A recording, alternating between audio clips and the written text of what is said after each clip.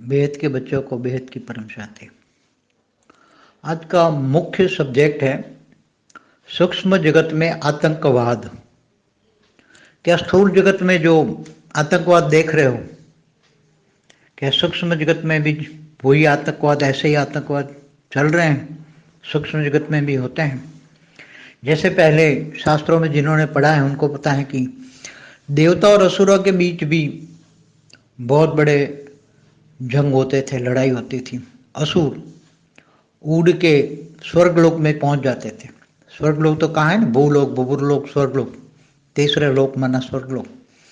तो वहाँ स्वर्गलोक में तो सूक्ष्म जगत होता है, 3 तत्वों का बॉडी होता है। इंद्र की भी, देवताओं की, जो भी सूक्ष्म जगत में रहते हैं, इनकी 3 तत्वों की बॉडी है, आकाश, वायु और अग्नि की।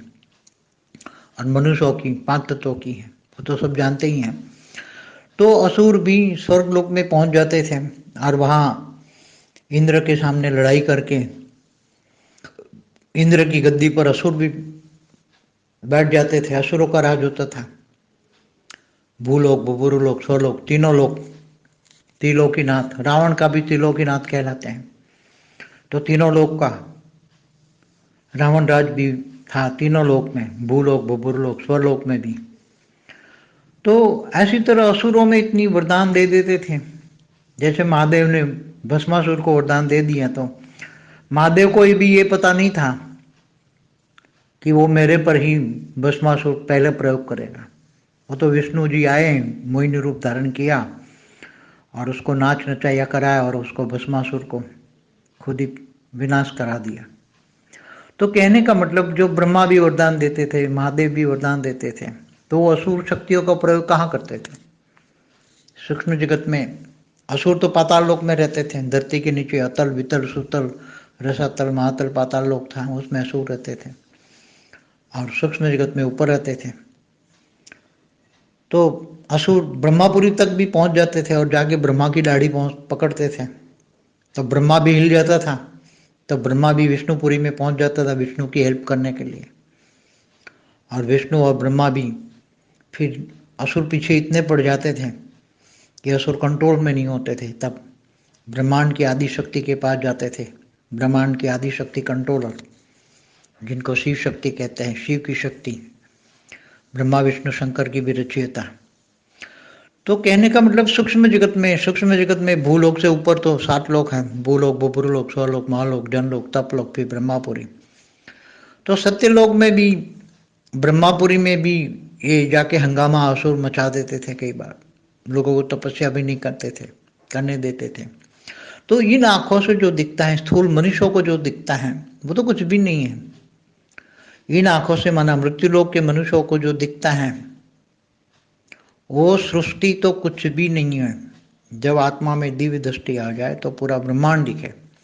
अब जैसे स्टार वॉर्स भी बनाया जिसने, स्टार, सितारों पर आपस में लड़ाई करते हैं, सितारों पे भी आपस में लड़ाई चल रही है, ऐसा स्टार वॉर्स में दिखाया ना, इंग्लिश पिक्चर है। तो इसको माइंड में किसने रेज मार के डाला? किसी को भी इंस्पिरेशन देकर, किसी को भी तो बताया होगा ना, किसी ने इंस्पिरेशन देकर कि भी तू स्टार वॉर्स जैसा पिक्चर बना, कि सितारों में भी, मतलब तारों में भी, मतलब अभी तो सब जानते हैं कि हर सितारों पर अपनी अपनी दुनिया है। वाणी के महावाक्य भी हैं, बीके में जाते हैं, इनको बोला हुआ है, हर सितारों पर अपनी अपनी दुनिया है। तो सितारे माने एक सूर्य माने एक ब्रह्मांड में एक ही सूर्य होता है। तो एक ब्रह्मांड, हर ब्रह्मांडों में भी आपस में लड़ाई हो रही है। मैं कई बार कह चुका हूँ, ब्रह्मांडों में भी, गैलेक्सियों में भी आपस में लड़ाई हो तो रही है। तो कहने का मतलब, आतंकवाद माना, जैसे धरती पर भी पहले द्वापर में क्या चला, पूरे द्वापर में शिवपंथी और वैष्णवपंथियों के बीच में जबरदस्त युद्ध चलते थे। पहले पूरा द्वापर इसमें ही लड़ाई होते थे, शिवपंथी और वैष्णवपंथी। धरती पर दो बड़े पंथ थे उसी टाइम धरती पर पूरे। आज अनेक धर्म थे, ऐसे नहीं है ना। पहले तो शिवपंथी और वैष्णवपंथी 2 ही संप्रदाय धरती पर थे, तो वो भी आपस में लड़ते ही थे। ब्रह्मा विष्णु शंकर भी आपस में ही लड़ते हैं, इनकी तीनों की पत्नियां भी आपस में लड़ती हैं। तो सूक्ष्म जगत में भी युद्ध, अपने आप को बड़ा दिखाने का, अपने मान शान दिखाने का, अपना ज्यादा पावर दिखाने का ब्रह्मा भी प्रयत्न करता है, विष्णु भी करता है और शंकर भी करते हैं। तो हर ब्रह्मांड में ब्रह्मा विष्णु शंकर होते हैं, अनंत कोटि ब्रह्मांड, एक गैलेक्सी माना आकाश गंगा में अनंत कोटि ब्रह्मांड है। हर ब्रह्मांडों में युद्ध चल रहा है, इसलिए तो स्टार वॉर्स बना ना, स्टार वॉर्स माना ब्रह्मांडों में युद्ध। तो ऐसी तरह गैलेक्सियों में भी आपस में वर्चस्व की लड़ाई होती, पावर की लड़ाई होती, पावर की चोरी होती। मैंने इस पर भी आगे पहले कई वीडियो में बोला हुआ है। तो ज्ञानी पुरुष होंगे जो पुरानी वीडियो में जिन्होंने मेरी पूरी देखी होगी, और जो स्थूल जगत और सूक्ष्म जगत, कारण जगत, महाकारण जगत, परम धाम, निराकारी दुनिया, हर ब्रह्मांड में निराकारी दुनिया, आकारी दुनिया और साकारी दुनिया। तो जहां तक आत्मा में पावर की कमी महसूस होती है, अपना वर्चस्व जताने के लिए युद्ध करते हैं,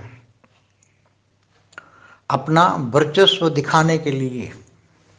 जैसे धरती पर आज सभी अपना अपना वर्चस्व जताने के लिए युद्ध कर रहे हैं, तो उसको आतंकवाद कहते हैं। धर्म के नाम पर जो अपना धर्म फैलाने के लिए जो लड़ाई झगड़े होते हैं उसको आतंकवाद कहते हैं। तो ये आतंकवाद की लड़ाई जो चल रही है और केवल स्थूल जगत में तो दिखाई देती है, वो तो ना के बराबर है।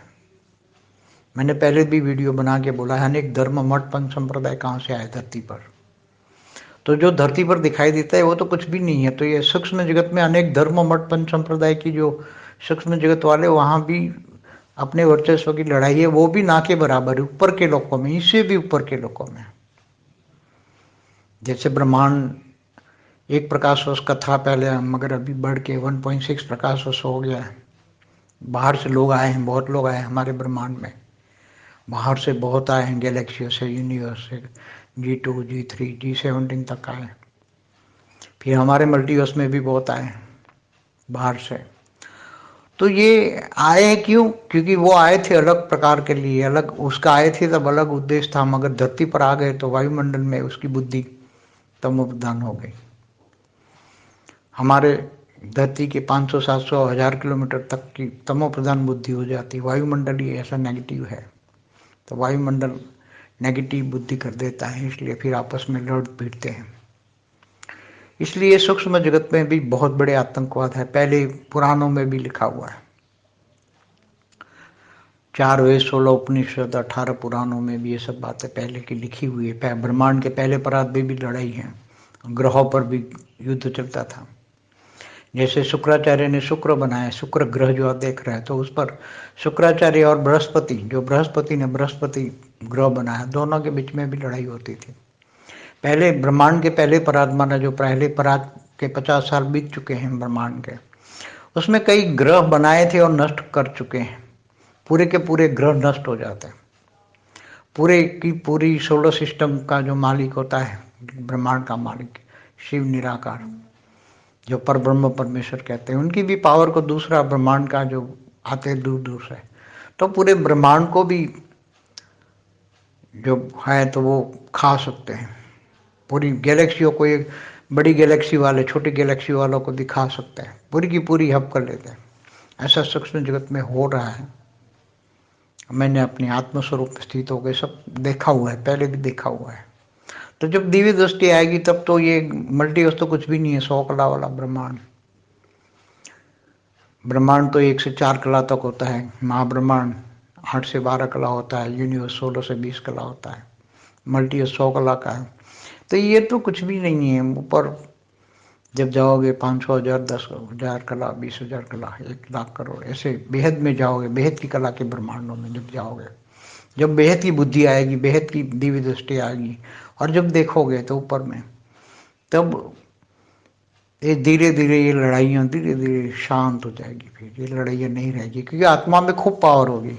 आत्मा में जब बहुत ही पावर होती है तब वो ये सब लड़ाइयाँ खत्म हो जाती हैं, लड़ाई झगड़े सब खत्म हो जाते हैं, ये मान शान से परे हो जाते हैं। आत्मा जब एक बार निराकार स्टेज का अनुभव करती है, आत्मा जब निराकार बन जाती है, निराकार स्टेज में, साकार में भी निराकार आत्म स्वरूप माना निराकार स्टेज का अनुभव करती हैं, तो आत्मा धीरे धीरे सभी चीज़ों को समझने लगती है, ज्ञान समझ में आता है, बेहद का परम ज्ञान समझ में आता है, तब आत्मा मान शान से परे हो जाती है। ये मृत्यु लोक में ये सब उसको कुछ भी नहीं लगता, कोई वैल्यू नहीं है। इसको समझ में आता है धरती की तो कोई, धरती के एक ब्रह्मांड है या गैलेक्सी या यूनिवर्स या मल्टीवर्स की कोई वैल्यू नहीं है। भेद के विश्व में मल्टीवर्स की भी कोई वैल्यू नहीं है, कुछ भी नहीं है। सागर में एक बूंद समान भी नहीं है मल्टीवर्स। तो हर जगह पूरे मल्टीवर्स में ये सब, जहाँ जहाँ भी सोलर सिस्टम है, जहाँ भी गैलेक्सियाँ हैं, यूनिवर्स है, तो हर जगह लड़ाई हो रही, पूरे मल्टीवर्स में हो रही है सब जगह। और इनको परम शांति के वाइब्रेशन डाल के उनको, सभी आत्माओं को, मल्टीवर्स की सभी आत्माओं को परम शांति के वाइब्रेशन, परम लाइट में जाएंगे, तभी सभी आत्माओं को मुक्ति, जीवन मुक्ति देंगे, तब नया मल्टीवर्स बनेगा। तब ये सब लड़ाइयाँ शांत हो जाएगी, आत्मा शांत हो जाएंगी, आत्मस्वरूप का सभी आत्माएं मुक्त हो जाएगी। हल्की क्वालिटी की जो आत्मा है मुक्त हो जाएंगी, हाई क्वालिटी की आत्मा रहेगी, तभी जो लड़ाई झगड़े खत्म हो जाएंगे। आत्माओं में जब आत्मज्ञान होता है, आत्मा की निराकारी स्टेज का अनुभव का ज्ञान होता है, तब आत्मा भी शांत हो जाती है, आत्मा में पावर होता है। एक बार वीडियो में मैंने बोला, आत्मा से जब 16 कला से ज़्यादा पावर आता है तब आत्मा शांत हो जाती है। आत्मा 16 कला से नीचे होती है, 1 2 कला, 4 कला, 5 कला, 16 कला तक, तो आत्मा आपस में अशांत होती है। अशांत आत्माएं आपस में लड़ती हैं, भिड़ती हैं। इसलिए जब तक 16 कला से ऊपर की आत्मा का पावर न हो, तब तक लड़ाई झगड़े चलते रहेंगे। और इस सूक्ष्मतन में, अति सूक्ष्म में, कारण, महाकारण, ब्रह्मांड, महाब्रह्मांड, गैलेक्सी, यूनिवर्स, मल्टीवर्स तक चलते रहेंगे। भक्ति मार्ग में भी कहते हैं ना, कृष्ण को 16 कला संपूर्ण, संपूर्ण निरुकारी डबल अहिंसक कहते हैं। कृष्ण को 16 कला वाले मानते हैं अवतार, पूर्ण पुरुषोत्तम कहते हैं। बात तो वो ठीक है, 16 कला तो यूनिवर्स का होता है ज्ञान मार्ग में, मगर कृष्ण तो आगे किसका अवतार है वो तो अलग अलग भक्ति मार्ग वाले अलग अलग मानते हैं। कोई विष्णु का अवतार मानते हैं, कोई पूर्ण पुरुषोत्तम या पर ब्रह्म परमेश्वर निराकार का मानते हैं। तो कहने का मतलब है, आत्माओं में शक्ति जब आएगी, आत्माओं में पावर आएगी, तब ये शांत हो जाएगी। बिना पावर के आत्माएं आपस में लड़ाई झगड़ा करेगी। जो हिंदू शास्त्रों में, जो पुराणों में लिखा है, जो सारी हिस्ट्री ज्योग्राफी लिखी है, वो समझने के लिए आत्मा को भी आत्मस्वरूप की स्टेज चाहिए, तब वो समझ में आ जाएगा। नहीं तो ये समझ में नहीं आएगा, क्योंकि जैसे कई ऋषि मुनि पूरे सागर को भी, पानी को हप कर जाते थे, तो ये समझ में नहीं आएगा। जब आत्मस्वरूप की स्टेज होगी, जैसे हनुमान जी को सूर्य को खा गए, तो ये सब हनुमान उड़ के रावण की लंका में गए, तो उड़ने की शक्तियाँ, विराट रूप धारण करने की शक्तियाँ, अष्ट शक्तियाँ जो कहते हैं हनुमान जी के पास। तो सूक्ष्म जगत में भी युद्ध तो होता ही था। राम रावण का युद्ध सूक्ष्म जगत में पहले हुआ था। तो ये जब तक बुद्धि, बेहद की बुद्धि नहीं होगी, बेहद का ज्ञान समझ में नहीं आएगा। बुद्धि बेहद से, हद से परे बुद्धि चाहिए, बुद्धि को डेवलप करना पड़ेगा। और धीरे धीरे अब बुद्धि डेवलप कर जाएगी, जितना साइंस आगे, बहुत साइंस होगा, थोड़े से ही समय में सब कुछ, बहुत स्पीड में सब कुछ देखेंगे। जैसे आज सभी धर्म वाले अपने अपने अवतारों की बात कर रहे हैं कि भी हमारा अवतार होने वाला है, हमारा अवतार होने वाला है। जैसे हिंदू वाले कह रहे हैं कल की अवतार, ऐसे मुसलमान कह रहे हैं, क्रिश्चियन कह रहे हैं, यहूदी ईसाई सब कह रहे हैं हमारे अवतार होंगे। तो कोई भी वो ऑलमाइटी की बात नहीं करता, सुप्रीम ऑलमाइटी की बात नहीं करता। सभी अपने अपने धर्म, मठ, पंथ संप्रदाय में फंसे हैं। बौद्ध वाले भी कह रहे हैं हमारे वो आएंगे। तो इससे ऊपर, धर्म, नाथ, जात से ऊपर बेहद की सोच हो, बेहद का विश्व के बारे में सोचे। जब साइंस वाले नास्तिक भी तो मल्टीवर्स को मानते हैं, तो मल्टीवर्स से ऊपर बहुत कुछ है, लाइफ बियॉन्ड द मल्टीवर्स। तो उसके ऊपर बहुत कुछ दुनिया, मल्टीवर्स से ऊपर ही अच्छी दुनिया तो शुरुआत होती है। मल्टीवर्स में तो कूड़ा कचरा भरा हुआ है। पूरा मल्टीवर्स माना कूड़ादान, पूरा मल्टीवर्स माना कूड़ादान भरा पड़ा है। इससे ऊपर से दूसरे जो मल्टीवर्स है, ग्रेट मल्टीवर्स में, वो अच्छे हैं फिर भी। इससे ऊपर की दुनिया, तो बेहद की बुद्धि, बेहद का ज्ञान चाहिए। बेहद की बुद्धि आएगी, धीरे धीरे वायुमंडल में ज्ञान जाएगा, चारों ओर वायुमंडल में ज्ञान होगा, लोग ज्ञान की ओर भागेंगे। अंत में सब ज्ञान ही काम में आएगा। ज्ञान और योग, ज्ञान और योग दो ही काम में आएगा। परम शांति।